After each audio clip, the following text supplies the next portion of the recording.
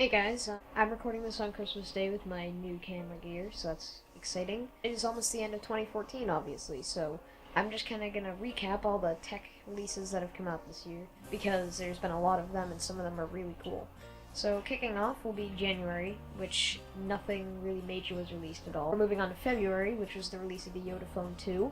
It was $860 said to be, and it has two screens, one on the front and one on the back. And the one on the back also works as kind of a touch screen, but it gives you cool things like the weather in your area and news and all sorts of things that you have as like widgets. And it has some pretty good specs too, which is interesting.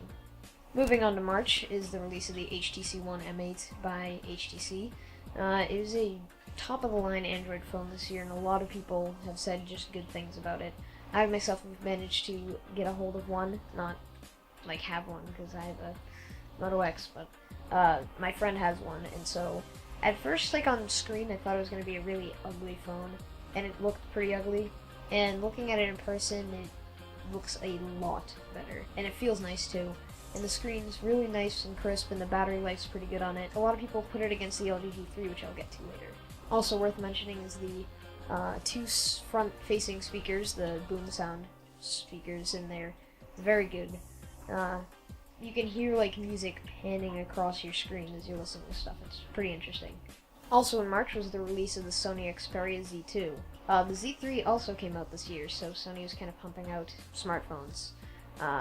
It has a really nice camera, a very nice screen, and a cool waterproof design. A lot of phones are starting to incorporate it now, but there's been kind of a little bit of distaste with them because there's like flaps. I don't know if you've ever had like an old flip phone, but you would have to pull off these little flaps which had the USBs inside of them. And I don't think those really meant for waterproofness, they were just meant to kind of just keep dust out. But there's been some issues with that for people because they think it's annoying having to always like pull out things to be able to stick things into their phones. They were like the one company who did it well. Samsung, not so much. Speaking of Samsung, in April was the release of the Samsung Galaxy S5.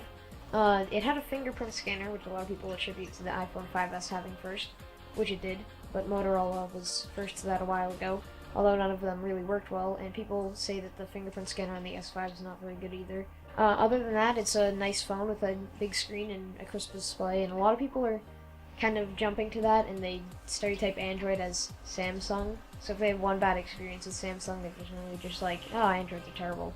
But TouchWiz is not very good, so it would probably be the explanation of why a lot of people say that. In case you haven't noticed yet, I'm kind of just glossing over some simple things, some positive, some negative, so feel free to say in the comment section what you feel about these phones and stuff. A notable release in April was the Oppo Find 7.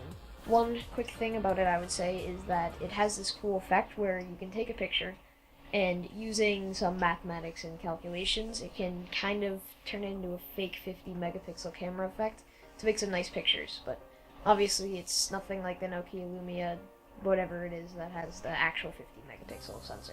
A notable release in May was the release of the Moto E. Obviously I have the Moto X, which is kind of like it, but not a lot because the Moto E is a much cheaper version. But a lot of people like it because it's such a cheap, it's like $120 off contract, and a lot of people like it because it's reliable and it's inexpensive. Also in May was the release of the LG G3. Personally, I think I might like this phone just a little bit more than the HTC One M8. Another one of my friends has it. I've had a chance to use it and to get a feel for it. But it's got a nice Quad HD display. I think it was the first phone with it. Don't hold me on that, but it's a very, very nice display. Another thing I'd like to mention that I like on a lot of phones, like the Moto X, which I've mentioned like 3 times already, is the very small bezel. There's not a lot of bezel on that phone at all, as opposed to the huge chin on the HTC One M8. Another thing that I'd like to mention about the LG G3 is the capacitive buttons on the backside. So obviously this isn't one, but there's 2 buttons right here, and they're kind of like the volume up and down things on a remote. They're like bent like this, and they do different functions, and there's a little circle in the middle. It's interesting. It's like one of the only top-of-the-line phones right now with actual capacitive buttons besides the Samsung Galaxy. Heading on to June was the release of the OnePlus One. Now this phone is very infamous for its terrible customer service, to say the least. A lot of people have complained about it, but it is a startup company, and and they're partnered with CyanogenMod, which is a ROM, custom ROM for your phone, which means that you root your phone and you install it, and it changes the look of like everything, the interface of everything. It's interesting. I can't do that on my phone, unfortunately, because I bought a locked version, but it would look very nice if I did. I guess that's all I can say. But basically, it's a phone that comes with beefy specs, cheap price, and CyanogenMod, so it looks really nice, and there's not like a ton of bloatware and crap that comes out of it. So, but the interesting way that it works is that you have to have like an invite to get it.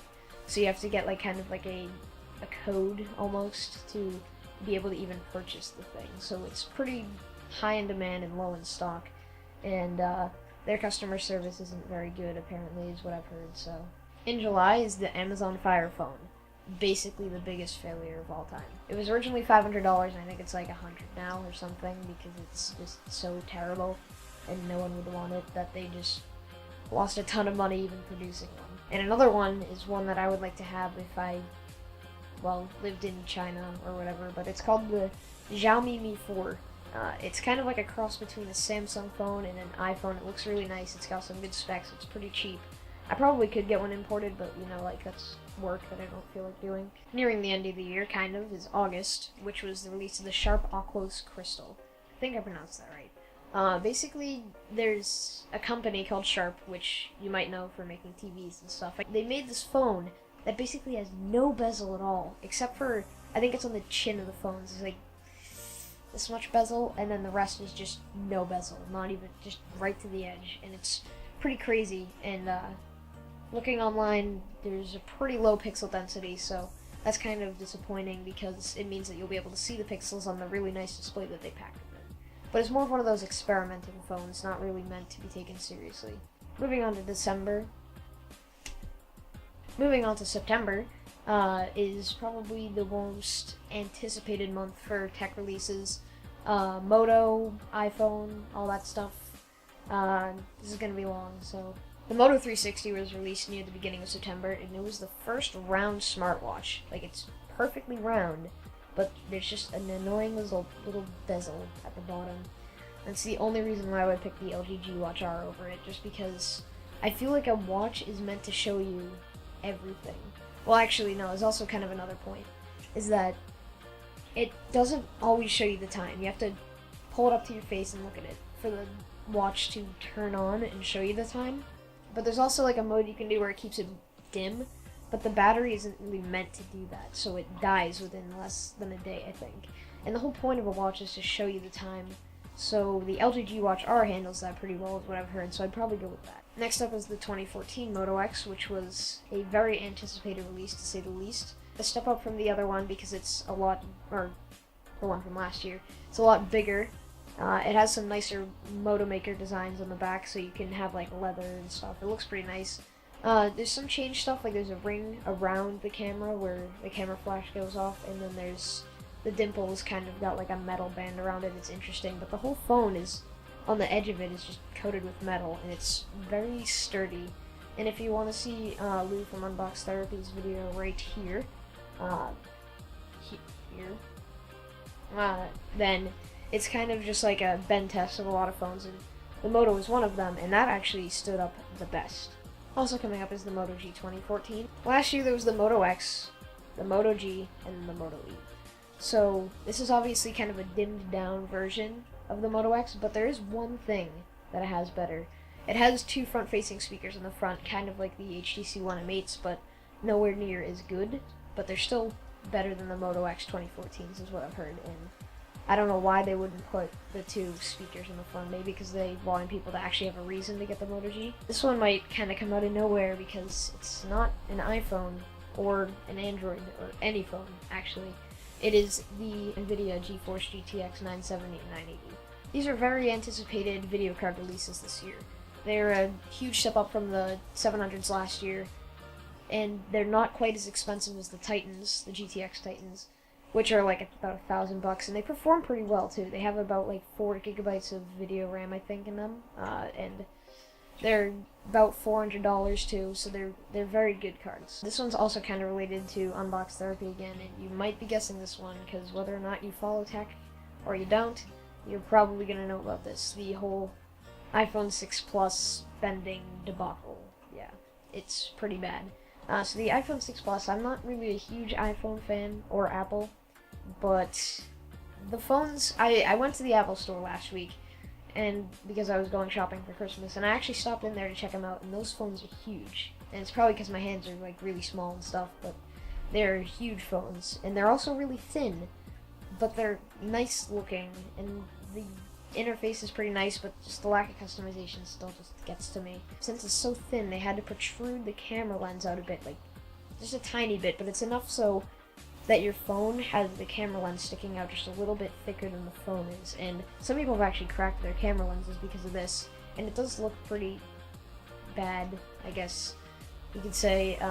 But another issue with the phone being that thin is that the batteries are very small, and if they just went a little bit thicker, they could have bigger batteries, which would have been nice, and also probably would have prevented it from being very long and thin and able to bend. So, also worth mentioning is the iPhone 6, which is basically a more durable version of the iPhone 6 Plus, but a lot smaller and still nice looking. Here's the addition to the Sony Xperia. This is the Sony Xperia Z3 and the Sony Xperia Z3 Compact. These both came out this year, and they are really nice phones. They're biggish screens, they're thick enough that it's nice to hold and they feel good in your hand. One of them sports 5.2-inch screen, and they run a Snapdragon 801 processor, which is a very nice processor for phones. Some of the higher end phones have them too. And their cameras are very good because they're Sony cameras, and Sony makes a lot of actual cameras, and so all of their stuff is pretty good on that. And this one also kind of comes out of nowhere. It's kind of jumping back to that whole computer thing, because it's tech. The announcement of Windows 10. Yep, Windows 10, not Windows 9. That came out at the end of September.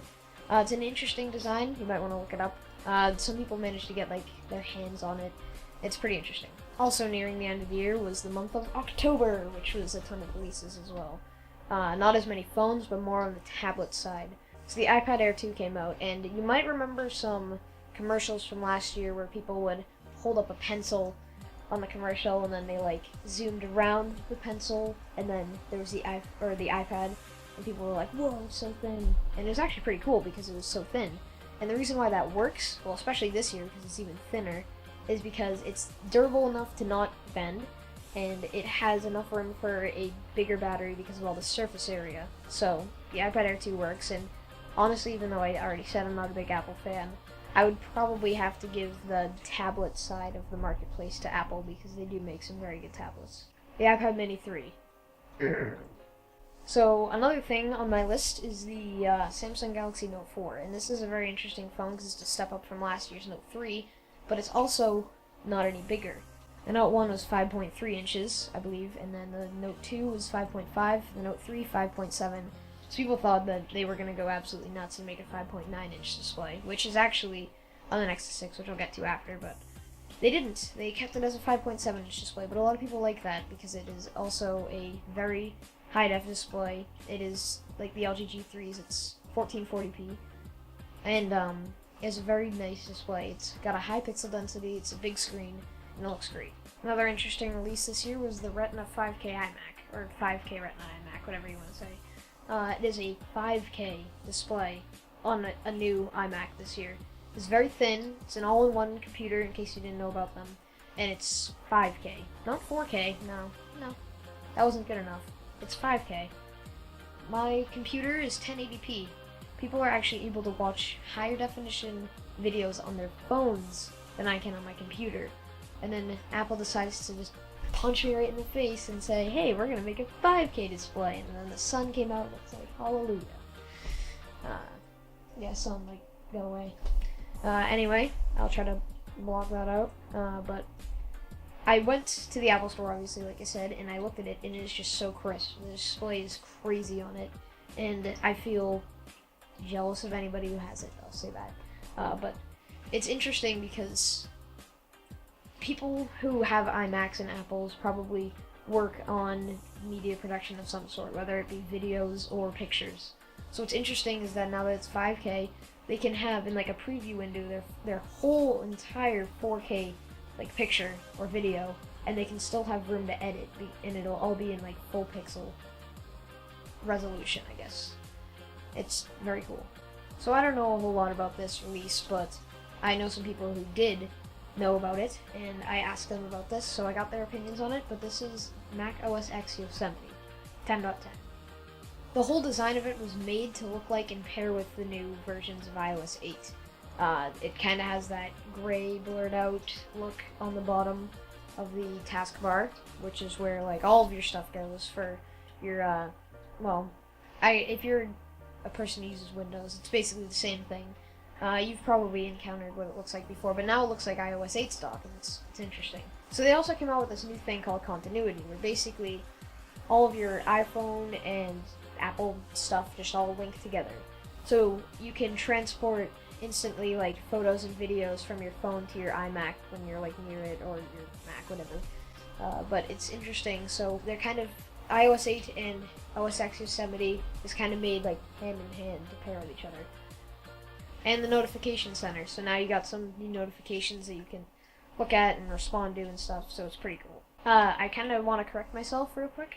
I was talking about the Sony Xperia Z3 before, not the Z3 and the Z3 Compact, because the Z3 Compact was in October. It has a very nice camera, and it's a sleek and small design, but it's a little bit chunky, so that's kind of interesting. But it sports a 4.6-inch display, and a lot of people like it because it's easy to hold if you don't want to go for the bigger phones that Android seems to put out all the time. The last release of October was the Motorola Droid Turbo. It's called the Droid Max on some other companies like that aren't Verizon, because Verizon, or Droid's like a Verizon thing. It has an interface a lot like the Moto X's and G's and E's and stuff, and it's basically stock Android with a couple touches like the touchless control and the active notifications, but it's also got like this rubber nylon backing on the back, and it feels very cool to hold, and it's a much larger screen, so it's an opportunity for people to scoop that if they want kind of a bigger, more premium feel.